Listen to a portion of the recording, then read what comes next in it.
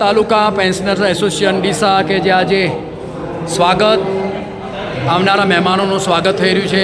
અહીંયા સન્માનીય નિવૃત્ત કર્મચારીઓ અહીંયા ધીરે ધીરે આવી રહ્યા છે. મારી સાથે અહીંયા રમેશભાઈ ઠક્કર કે જે અહીંયા આવનાર મહેમાનોનું જે નોંધ કરી રહ્યા છે. રમેશભાઈ, આજના કાર્યક્રમ વિશે શું કહેવા માગો છો આપ?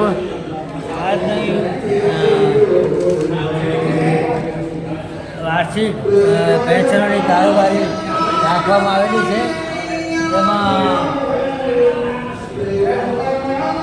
મારી સાથે અહીંયા સર, આપનું નામ શું છે?